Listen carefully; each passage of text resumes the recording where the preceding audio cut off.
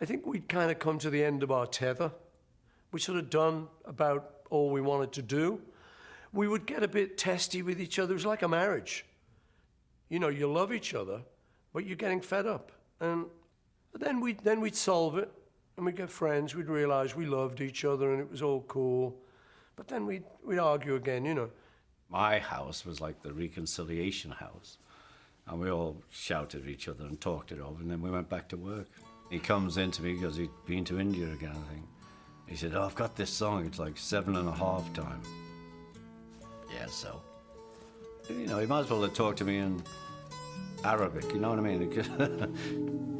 Here comes the sun, do-do-do. Here comes the sun, I say, it's all right. And that's how I come off. I had to find some way that I could physically do it and do it every time so it came off on the time. That's one of those Indian tricks. I had no way of going, 1, 2, 3, 4, 5, 6, 7. It's not my brain. So as long as I go, okay, that's 7, good, got it. It was one of those beautiful spring mornings. I think it was April, and we were just walking around the garden with our guitars. And that was the thing. I don't do that, you know. I'd only ever do... This was what George brought to the situation. He was just a magical guy, and he would show up with his guitar, get out of the car with the guitar, and come in and you'd start playing. And we walked around the garden. We sat down at the bottom of the garden, looking out over the... And the sun was shining, and it was a beautiful morning, and he started to sing. He started to sing, "Here Comes the Sun," and the opening lines, you know, and I just watched this thing come to life. Little darling, it's been a long, cold, lonely winter. Little darling, it feels like years since it's been here. Here comes the sun, here comes the sun, and I say, it's all right.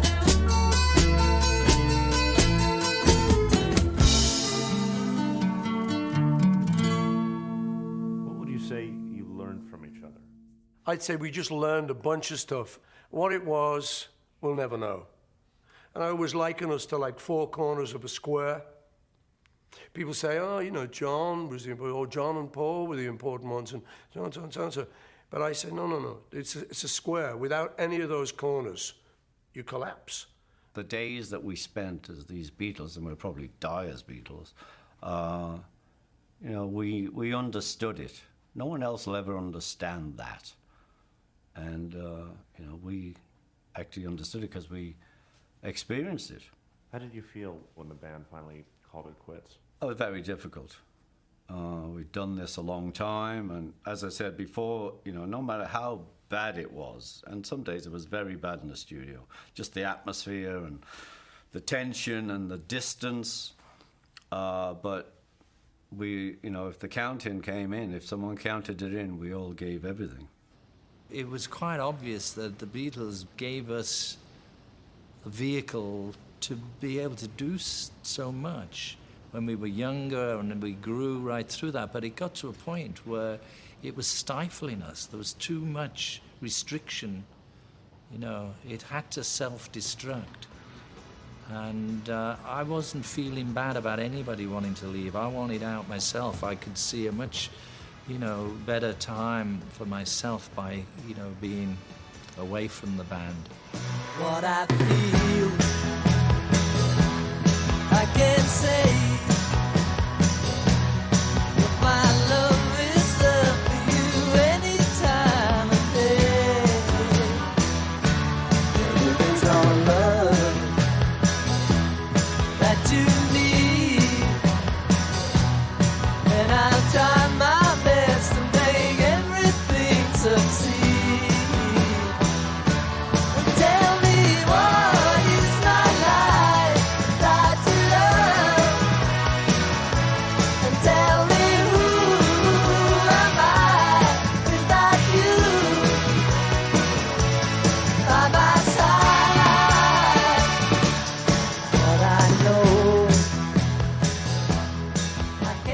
band that I was in, we had more stress than everybody, and yet it's all these other people who are all offing themselves left, right, and centre. And sometimes I'd be in a crazy mode, and then Ravi'd come, and I'd think, oh, what am I going to do? But the moment you just go for it, then it would turn out much better than you would expect. And I used to, the same feeling with, I became quite friendly at one point with Swami Bhaktivedanta, who formed the Krishna temple. But, you know, they'd call me up and say, come to the temple, the Swami's here and he'd love to see you. And I'd be like going through some private nightmare or something, and I think, how can I go to the temple when I'm like this? But then I'd go, and I'd always walk out of there thinking, oh, thank you, Lord,